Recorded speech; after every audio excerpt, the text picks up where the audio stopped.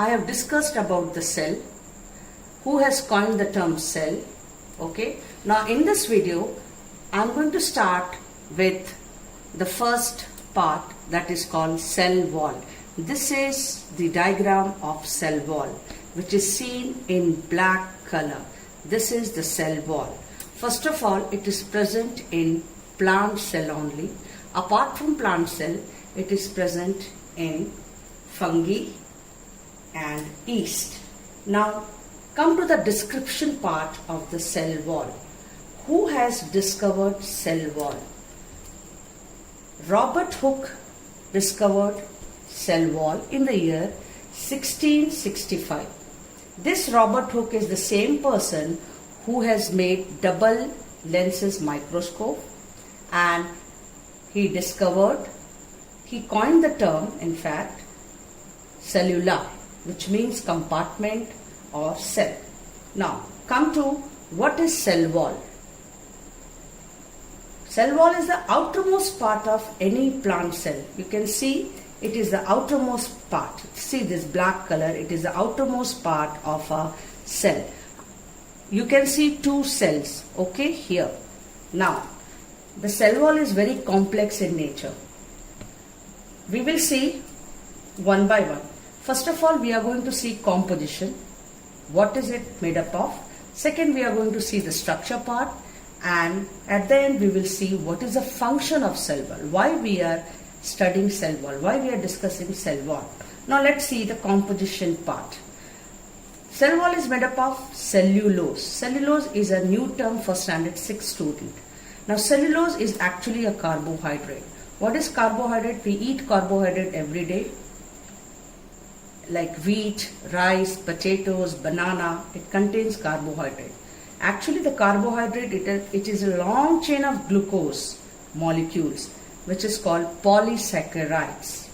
Apart from cellulose, cell wall has got minerals, few minerals also, like calcium and magnesium. What is the most striking features of cell wall? It is permeable, means it allows all the solid particles to get inside the cell and exit out. It is present in plant, as I have said. It is present in fungi and yeast. Now, what is the most important thing?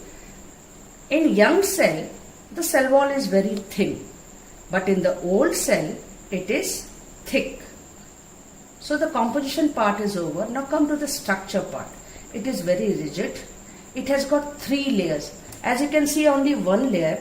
Microscopic viewpoint of it has got 3 layers. First one is called primary cell wall. Second one is middle lamella, and the third one is called secondary wall. So cell wall contains 3 layers. Come to the function. Now, what is the function? Number 1, it is rigid. That means it will protect the cell. It will protect the cell. Okay. It will give the shape. Since it is rigid, it will give the shape of the cell. It will give mechanical support, and it will store also. It is freely permeable. As I have discussed, it is freely permeable. Okay, and it is made up of cellulose. Now, what is cellulose? See, this paper, this page is also a cellulose. Paper is made up of cellulose. Cotton fibers are made up of cellulose. Cellulose is polysaccharides, which is a part of glucose. It's a long chain of glucose. Now, apart from function, there is one more function.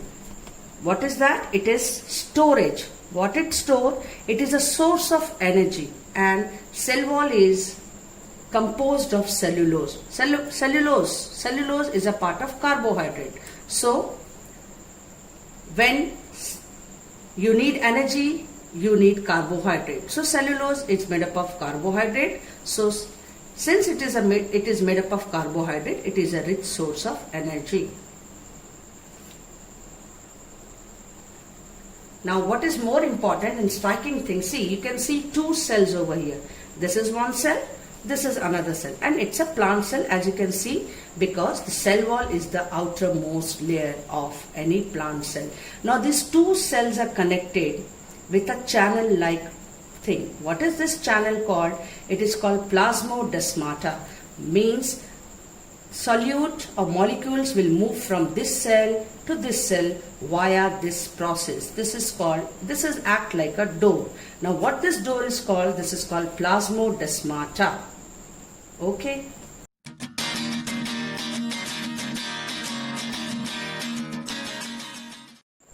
As I have discussed about cell wall, now we will discuss about cell membrane. Cell membrane is also called plasma membrane. See, I have drawn two diagrams. The first one is animal cell and the second one is plant cell. See, plant cell, you can see one more layer is there. What is that layer called? That layer is called cell wall. Now there is no cell wall in animal cell. You can only see plasma membrane. The outermost layer of cell which is present in animal is called plasma membrane or cell membrane. Okay, now see, in cell membrane, what you can see, cell membrane or plasma membrane is made up of two things, protein and phospholipid. Lipid is actually a fat, and protein, you all aware of protein. Now we will discuss one by one about the composition and function of cell membrane. What is the most striking feature of cell membrane is it is semi-permeable. Okay, means it allows certain solute or particles to in and out inside the cell. That's why it is called semi-permeable or selectively permeable. It is very selective. It will allow only certain solutes to come out or go inside. So that's why this term is called selectively permeable. Now we'll talk about the composition of cell membrane or plasma membrane. Remember that cell membrane is also called plasma membrane. Composition means plasma membrane is made up of what? It is made up of phospholipid layers, which is two layer structures. Phospholipid has got two layer structures in cell membrane or plasma membrane. Number two, it is semi-permeable or selectively permeable. Number third, protein. It contains protein which is present 60 to 80%. Lipid, which is fat, it is present 20 to 40%. Carbohydrate present 2 to 10%. So protein is the highest amount. So most of the cell membrane, the highest part of the cell membrane is made up of protein. That's why I said it is phospholipid layer, which is bilayer. Bi means two layers of lipids. Come to the function part. What is a function of cell membrane? Let's see. Number one, as I said, it is selectively permeable. Now what is the meaning of selectively permeable? Means it allows some solutes to pass from outer to inner and inner to outer. Second part, it gives strength to the cell. Third, since it is the outermost membrane of the cell, it is going to provide support and protection like in our skin. So in animal cell, it provides support and protection. Next one, it acts as a channel, that is allow certain particles to in or out. It gives or it provides immunity. Now how it provides immunity, this is not mentioned in standard 6 textbook, but still I am adding it as a extra information. Like in WBC, which is our army, white blood cells. White blood cells doesn't allow pathogens. Pathogens means disease causing microorganism. It doesn't allow pathogens to enter our cell. Suppose this is WBC. Okay. Now if virus or bacteria wanted to come inside the cell, this cell membrane act as a protection, act as a protective cover. So it won't allow any pathogens to get inside the cell. Since I have said that it is selectively permeable, so it can understand whether it is pathogens or it is solute.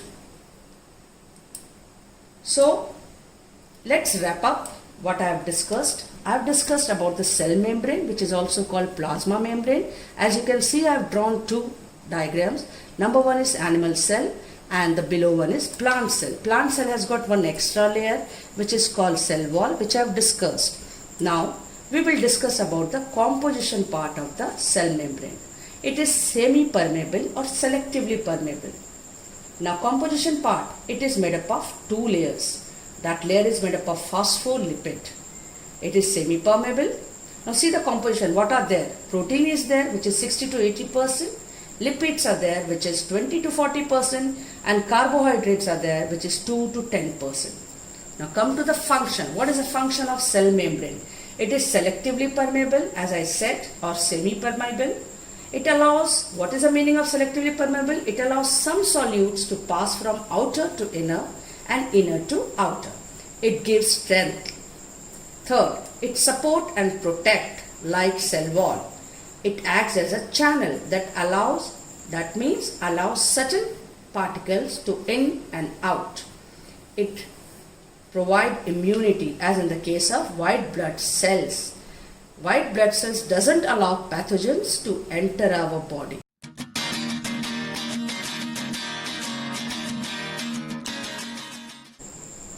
As we have discussed about the cell wall, then plasma membrane or cell membrane, now get inside the cell. Let's start. Now the topic is cytoplasm. Now I have broken this term. Cyto means cell, plasm means fluid. Okay, so what is the study of cell called? The study of cell is called cytology. Let's see about the components part of the cytoplasm. Now see what is very important. This is the cell.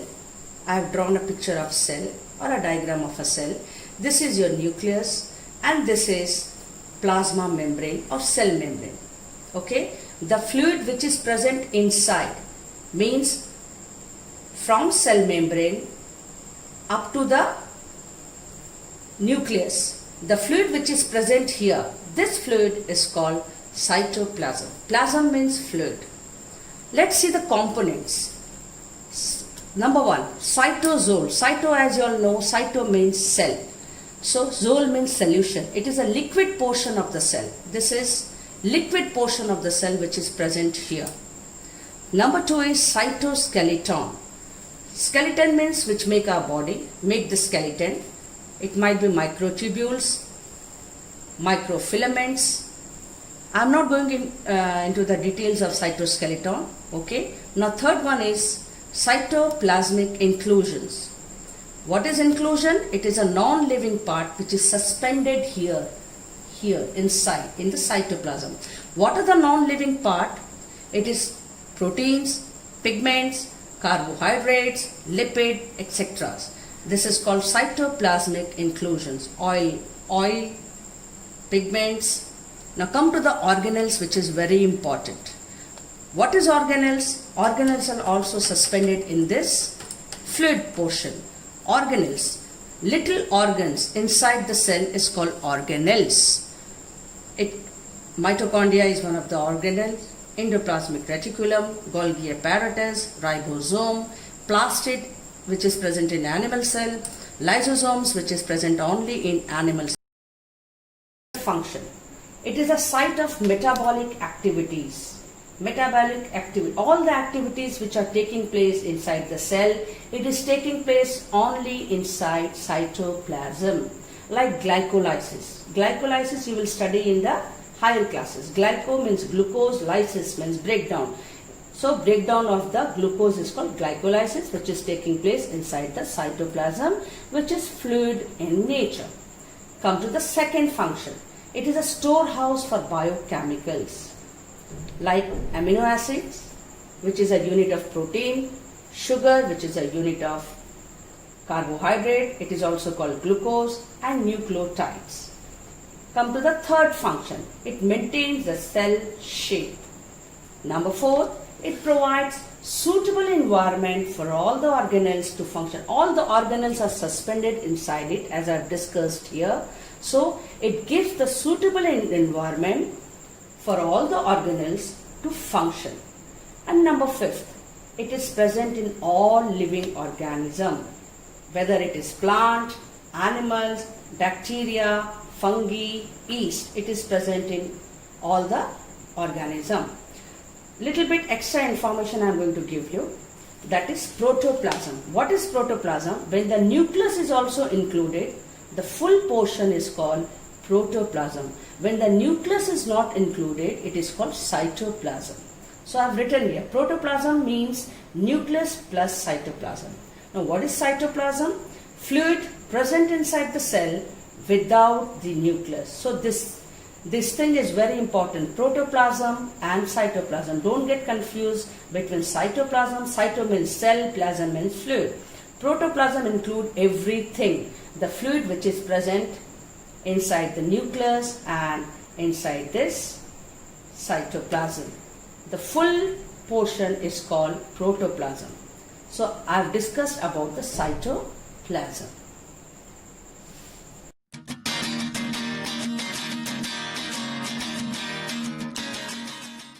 We have discussed about the cell wall.